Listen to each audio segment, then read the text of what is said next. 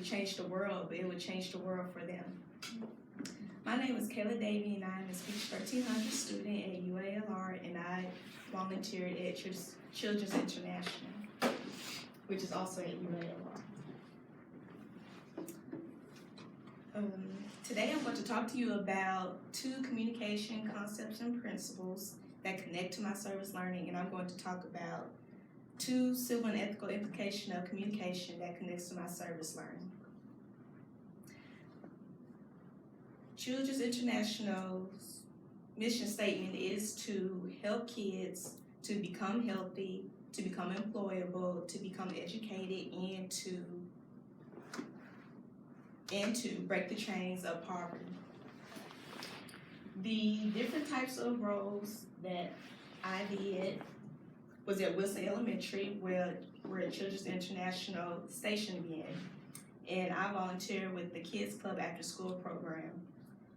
And while there, I passed out snacks for the kids, which was apples and oranges, and I also helped the kids with their math homework, and I helped them to prepare popcorn bags to pass out to the kids, and I also cheered them on while they performed taekwondo routines in front of everybody in the cafeteria.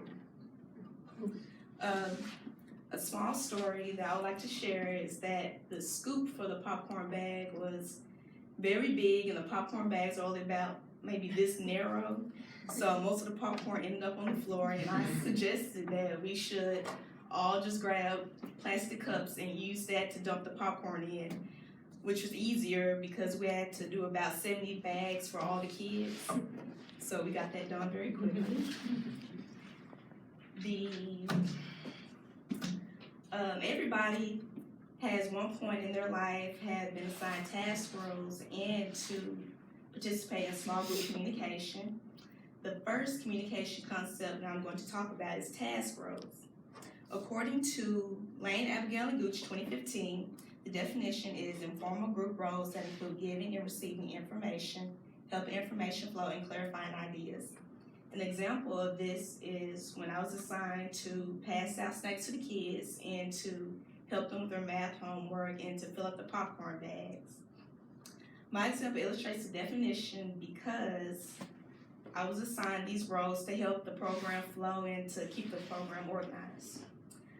My next communication concept I'm going to talk about is small group communication.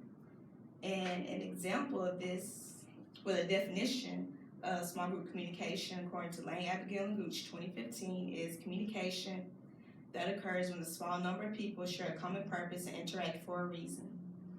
An example of this is when me and the mentors were trying to figure out how to fill up the popcorn bags. And my example illustrates the definition because we had to communicate with each other different ways how we were going to fill up the popcorn bag.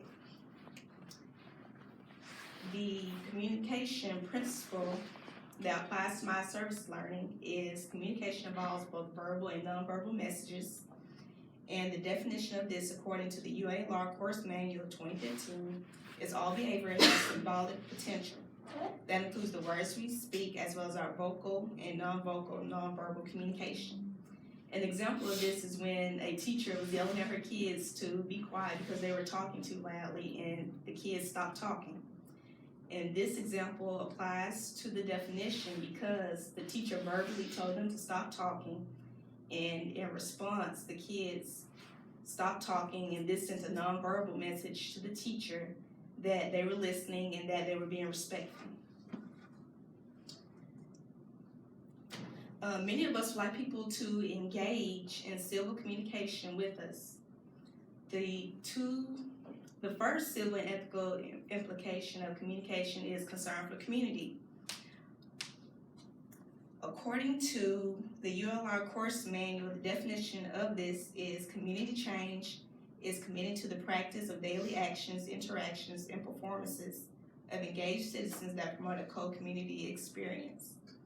An example of this is the after-school program provides the kids with math homework, and they provide them with different extracurricular activities such as taekwondo and robotics to expose the kids to things that they probably don't have exposure to outside of school.